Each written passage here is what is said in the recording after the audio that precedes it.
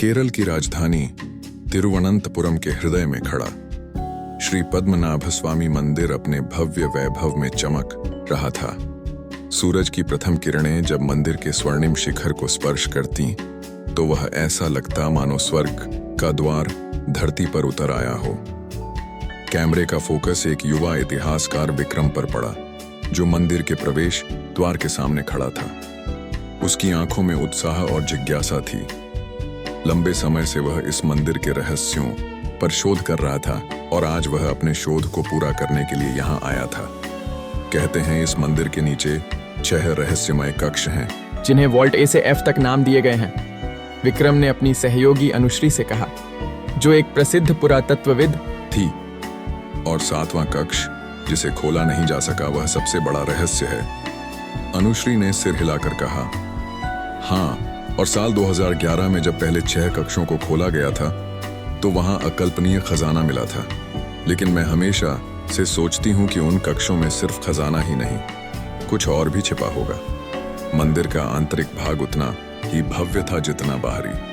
प्राचीन स्तंभों पर बारीक नक्काशी, दीवारों पर चित्रित पौराणिक कथाएं और अंबर में तैरती धूप की धारियां सब मिलकर एक अलौकिक माहौल बना रहे थे। विक्रम और अनुश्री ने मंदिर के मुख्य पुजारी से मुलाकात की, एक बुजुर्ग व्यक्ति जिनकी आंखों में अनुभव और ज्ञान था। महोदय, हम इतिहासकार हैं और मंदिर के रहस्यमय कक्षों पर शोध कर रहे हैं। विक्रम ने विनम्रता से अपना परिचय दिया। पुजारी ने उन्हें गहराई से देखा, मानो उनके इरादों को पढ़ रहे हों। यह मंदिर सिर्फ पत्थरों और खजाने का संग्रह नहीं है, बल्कि इसका इतिहास और आध्यात्मिक महत्व है। क्या आप इस बात को समझते हैं? अनुश्री ने धीमे स्वर में जवाब दिया, हम यहाँ सिर्फ अध्ययन के लिए आए हैं। हमारा उद्देश्य इतिहास को समझना और संरक्षित करना है, न कि इसका अनादर करना। पुजारी के चेहरे पर थोड़ी नरमी आई।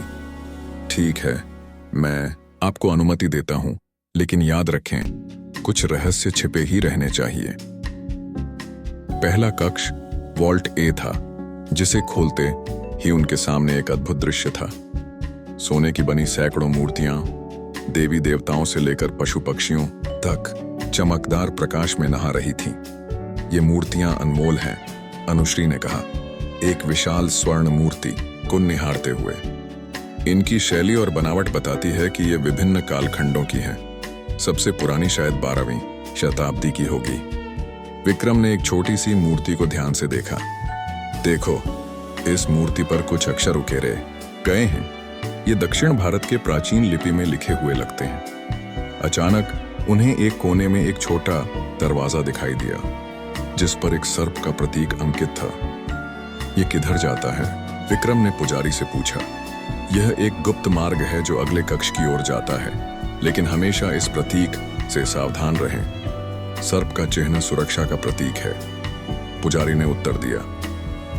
वॉल्ट बी में प्रवेश करते ही वे आश्चर्यचकित रह गए। अनगिनत हीरे, पन्ने, नीलम और अन्य कीमती पत्थर बड़े बड़े पात्रों में भरे हुए थे।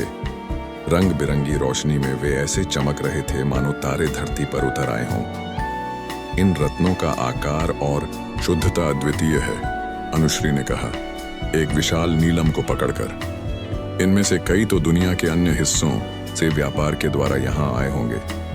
जैसे ही वे वॉल्ट सी की ओर बढ़े, पुजारी ने उन्हें रोका। यह कक्ष विशेष है, यहाँ राजाओं के प्राचीन हथियार रखे हुए हैं, इन्हें छूना मना है। कक्ष सी में प्रवेश करते ही उन्होंने देखा कि चारों ओर सोने और चांदी से जड़ित तलवारें, भाले, तीर कमान और अन्य युद्ध सामग्री सजी हुई थी। हर हथियार पर जटिल नक्काशी और पौराणिक चिन्ह बने हुए थे। विक्रम ने एक विचित्र तलवार की ओर इशारा किया।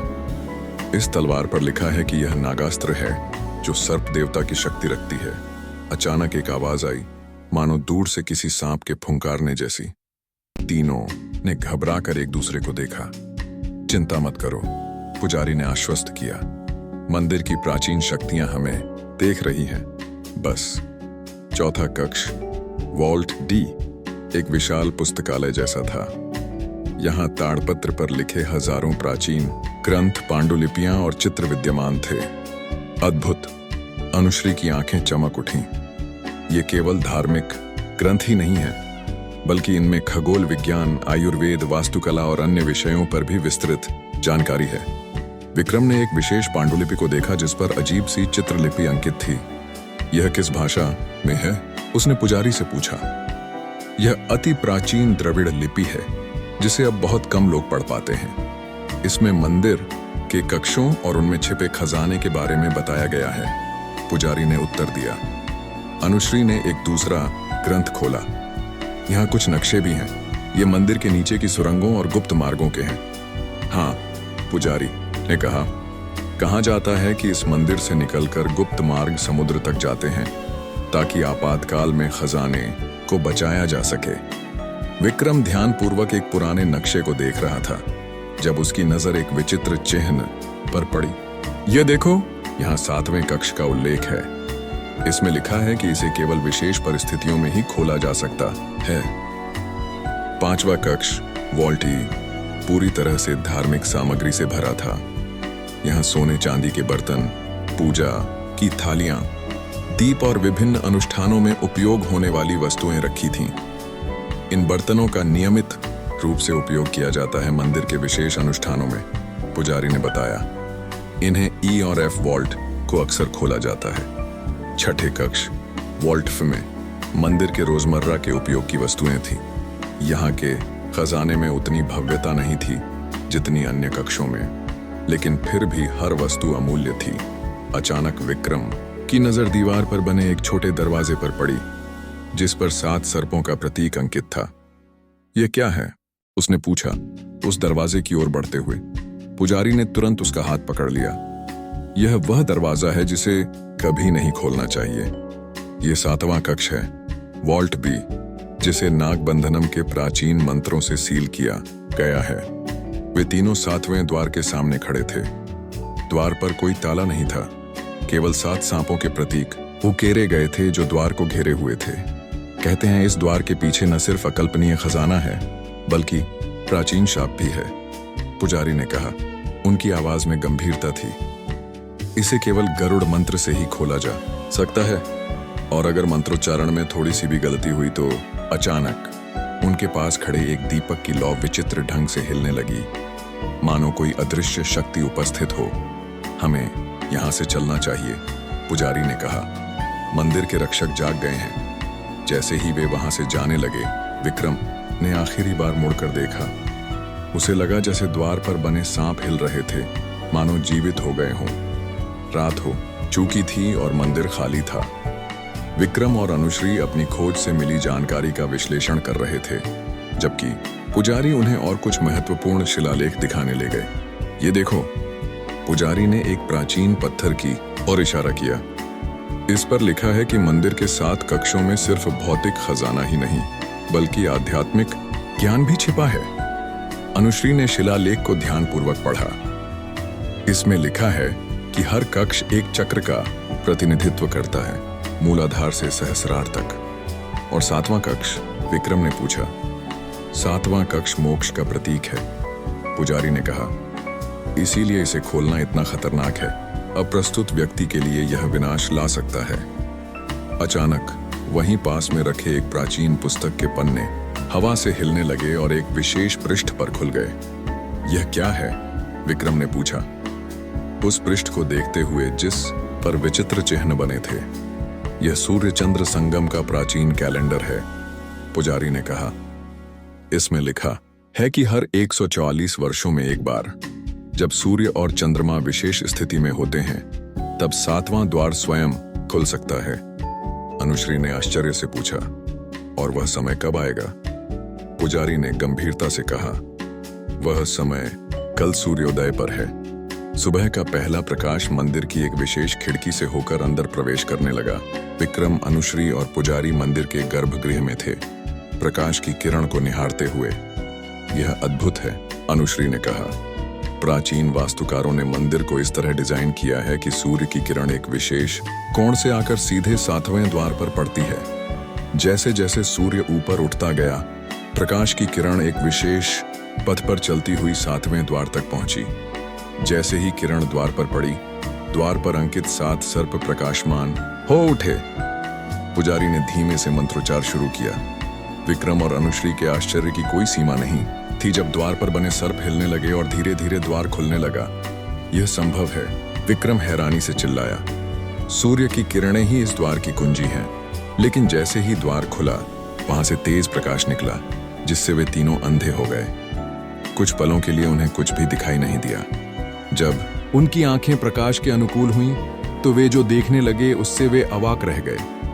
7वें कक्ष में न तो सोना था न हीरे जवाहरात, बल्कि एक प्राचीन पांडुलिपि थी जिसमें लिखा था, सच्चा खजाना जानकारी में है, ज्ञान में है और अंतिम सत्य आत्म अनुभूति में है। कक्ष के मध्य में एक छोटे से चबूतरे पर एक प्राचीन अनानास के आकार का क्रिस्टल रखा था, जो सूर्य के प्रकाश से चमक रहा था। यह क्या है? अनुश्री ने पूछा, क्रिस्टल की ओर बढ़ते हुए। यह प्राचीन विद्याएं संजोने वाला क्रिस्टल है, पुजारी ने कहा। इसमें हमारे पूर्वजों का ज्ञान संग्रहित है। कहा जाता है कि मंदिर के अन्य 6 कक्षों का खजाना इस ज्ञान की रक्षा के लिए ही है। विक्रम ने आश्चर्य से क्रिस्टल को देखा। तो यह था असली रहस्य। मंदिर का असली उद्देश्य इस प्राचीन ज्ञान को संरक्षित करना था, न कि भौतिक धन को। पुजारी मुस्कुराए। हाँ, और यही कारण है कि हर कोई इसे नहीं देख सकता। सच्चे अन्वेषक ही इस तक पहुंच पाते हैं। अचानक क्रिस्टल से प्रकाश की किरणें निकलीं और चारों ओर फैल गईं। उन किरणों में प्राचीन ज्ञान के चित्र और संकेत थे।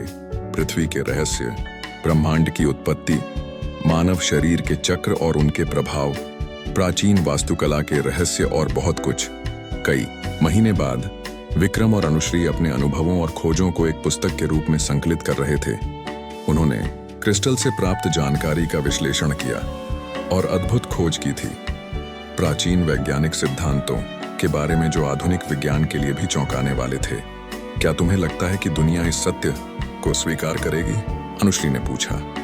विक्रम ने मुस्कुराते हुए कहा, हो सकता है सभी न करें, लेकिन जो सच्चे जिज्ञासु हैं वे अवश्य समझेंगे। हमारा काम था इस ज्ञान को बाहर लाना, उसे स्वीकार करवाना नहीं। तभी उन्हें पुजारी का एक पत्र मिला, जिसमें लिखा था, 7वां द्वार फिर बंद हो गया है और अगले 140 वर्षों तक बंद रहेगा। लेकिन ज्ञान का प्रकाश जो आपने प्राप्त किया है, वह कभी बुझेगा नहीं।